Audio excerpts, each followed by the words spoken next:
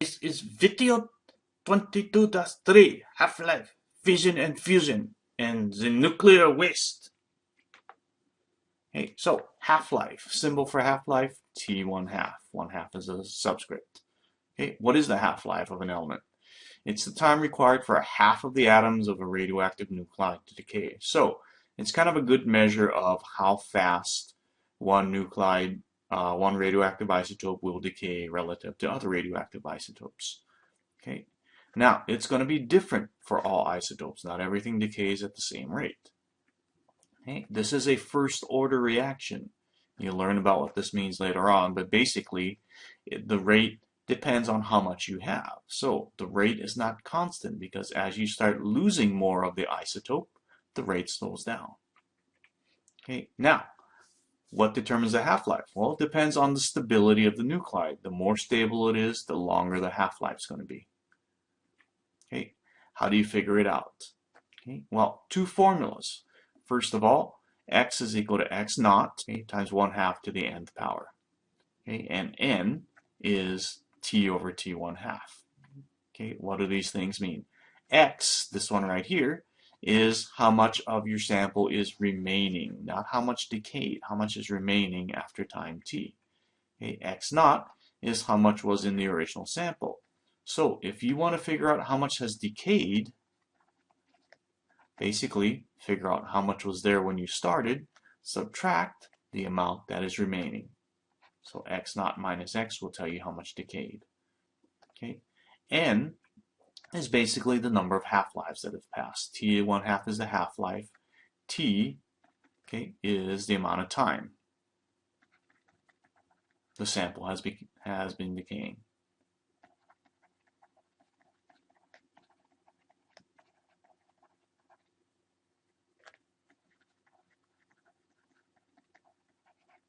Okay, now, what is this useful for? Well, obviously, if you want to know how much of the sample is remaining, use this formula because you just plug in the values. If you want to know how much was in the original sample, in other words, x is given to you and t and t 1/2 are given to you, you can solve for x naught, what was in the original. Okay, what's not good for using this is, what if you want to know how long the half-life is, or how old the sample is, how long it's been decaying. Okay, you're basically trying to solve for, we can write it this way, x is equal to x naught times 1/2 to the t over t 1/2 power. Okay, now if you're trying to solve for t or t 1/2, kind of a pain to solve for an exponent. Okay, so we can use this formula instead. If you take the natural log, okay, ln is using the natural log, not the log. Okay, only difference between it is you push a different button. That's about it. Okay. If you take the log of the left side or the natural log of this side, and you take the natural log of this side, and you do some manipulations, you come out with this formula right here. Okay, t, how old the sample or how long it's been decaying, is equal to negative t 1/2 natural log of x over x naught over 0.693. Okay, you can write it this way, rewrite it if you want to. It's equal to negative t 1/2 natural log of x over x naught. These still mean the same thing as up there, over 0.693. Okay, now you notice there's no 0.693 in this formula up here. Okay, where did the 0.693 come from? Simple. If you take the natural log of 1/2 right here, you come out with negative 0.693. So that's where the negative sign came from, and that's also where the 0.693 came from. Okay, so let's try a formula here. Figure out, or a problem. Figure out how much of a sample of a 3.5 gram sample of thorium-234 remains after 12.5 hours. The half-life, 24.1 days. Okay, so label these things. How much of this sample remains? So this 3.50 is not x, but it's the original, x naught, 3.50 grams. Okay, how much remains after 12.5 hours? So that is the time. Okay, and the half-life T1 half is 24.1 days. Okay, now which formula should we use? Well, what are we looking for? We're looking for x. Okay, so x is, we should use that formula. Okay, now we need to take 1/2 to the nth power. Okay, careful with this because notice if you say, oh, well, simple, n is equal to t 12.5 over t1 half 24.1, I'll just figure it out that way. Okay, but reason why you learn dimensional analysis, units. 12.5 hours over 24.1 days, that doesn't work. Okay, so you have to change one to the other. Okay, let's go change days into hours. Let's do dimensional analysis. We want hours, get rid of days. Okay, 1 day, 24 hours. So our half-life should be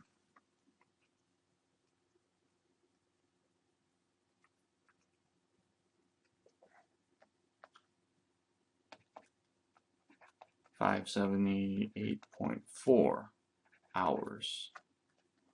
Okay, so n should be 12.5 over 578.4. Okay, and that'll come out to be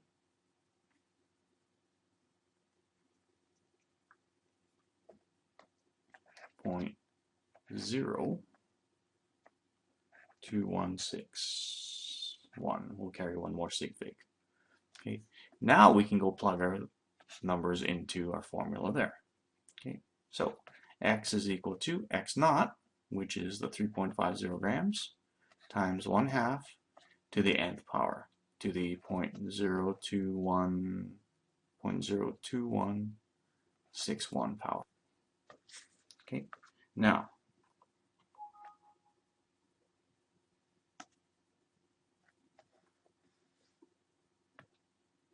let's go punch these numbers in here.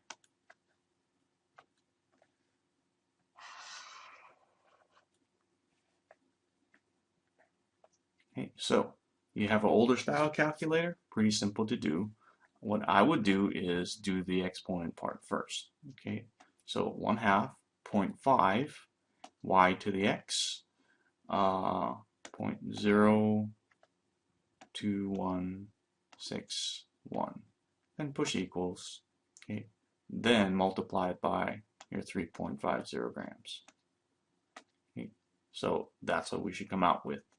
3.44 or 3.45 grams.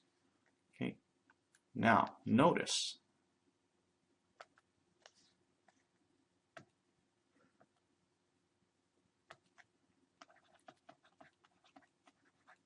okay, does that make sense? Okay, we started with 3.5 and I have 3.45 grams. Does that make sense? Well, it takes 24.1 days for half of it to go away. Okay, and it's only been decaying for 12.5 hours. Okay, so does that make sense? Yeah, well, it didn't come anywhere near to losing half of it, so only a small amount decayed. Okay, what about this problem? How old is the sample if 23.5% of it has decayed? Okay, and the half-life is 4.51 times 10 to the 9th years. Okay, so how old is the sample? What am I looking for? Well, basically I'm looking for the time. What is t going to be equal to? Okay, I have the half-life, t1 half is going to be equal to 4.51 times 10 to the 9th years. Okay, now what am I missing? Well, I don't have x. I don't have x naught. I don't know how much is there. I don't know what is the original amount. Okay, well, we're going to be using this formula right here because we're looking for t. Okay, now, how do we do the problem if we don't have the original amount and I don't have the amount that's remaining? Okay, well, what does this, we don't need to know x and x naught. I just need to know what is the fraction of x over x naught. Okay, this is the amount that is remaining. This is the original. Okay, so this basically means that this whole fraction is the fraction or percent that is remaining. Okay, now be careful. Is x over x naught going to be equal to, you say, oh, 23.5%. So you change it to a percent. Now, is it equal to 0.235? No, why not? Because read the problem carefully. It says this is the amount that has decayed. So the amount remaining is equal to 100% minus the percent that has decayed. Okay, read the problem carefully. Okay, so x over x naught is not equal to 23.5%. It's equal to 100 minus 23.5, and that'll give you 76.5%. Okay, change that to a decimal, so it's 0.765. Okay, so our formula for t is now going to be negative t1 half. Don't forget your negative sign. 4.51 times 10 to the 9th years times the natural log of, I don't know x over x naught or x and x naught. I know the whole fraction though is equal to 0.765. Okay, read the problem carefully, because if it told you this was the amount that was remaining, then you just use 0.235. Okay, over 0.693. Okay, now let's go punch that into our calculator.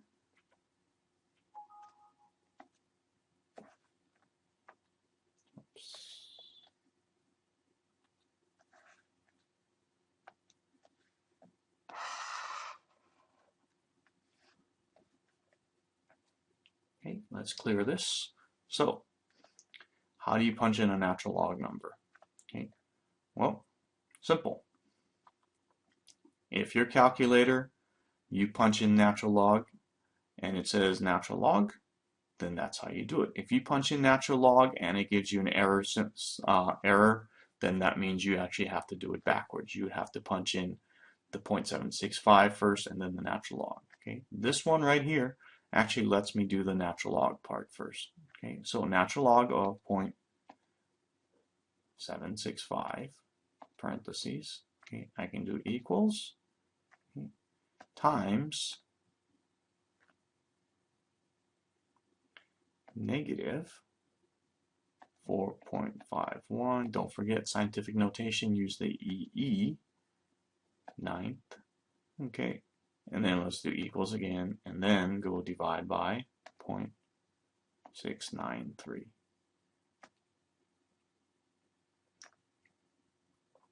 Okay, now if I want to go and change this into scientific notation on this calculator, I can actually change it, and my answer should be 7.41 or 7.43 or 1.743 times 10 to the 9th years.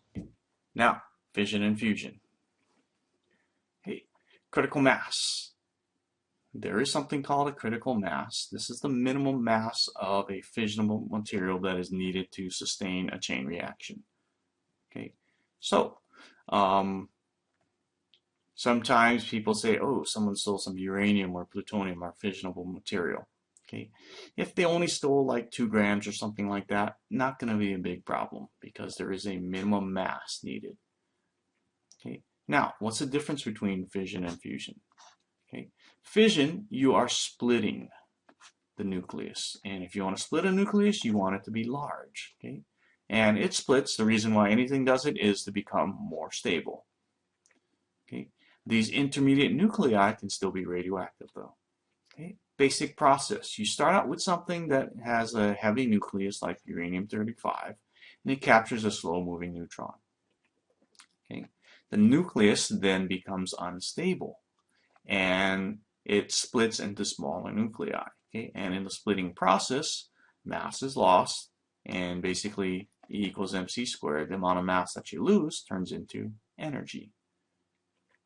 Okay, now one helium or one uranium-235 splits, not that much energy. Okay, but more neutrons are split off or shot off in the splitting process, and more uranium-235 can undergo the fission process. Okay, so it's kind of like a chain reaction, and it happens really fast. So you can generate a huge amount of heat really quickly. Okay, so one neutron gets absorbed by uranium-235. Basically, it turns into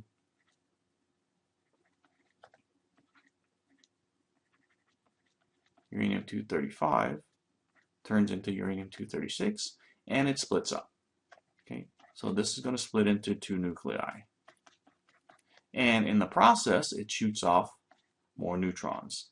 These things will start capturing energy, splitting. Every time it splits, okay, you lose energy, and each process basically creates energy. This process can happen really fast. It happens really, really fast. You get a nuclear explosion. Okay, now, what's the difference between that and fusion? Fusion, as the name implies, when you fuse something, you join them together. Okay, so combining of the light nuclei to form heavier, more stable nuclei. Okay, in this process also mass is lost and turns into energy. Okay, in the sun, okay, the basic process, and you can go look it up in the book, gives you more detailed process, but you start out with 4 protons. Okay, they fuse together through a bunch of steps, and each step also destroys energy, and basically when you're done, you end up with a helium nucleus and some positrons. Okay, now the problem with fusion.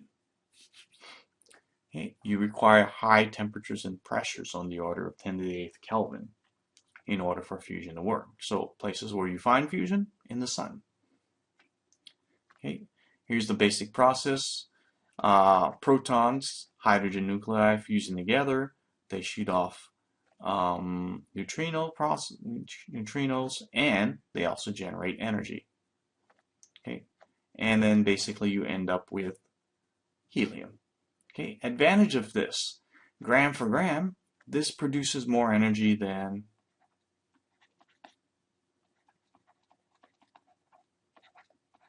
fission. Okay, also, the byproducts of fission are radioactive. The byproduct here is basically just helium for fusion. Okay, disadvantage, fission can be done at room temperature. Fusion, you need the really high temperatures and pressures.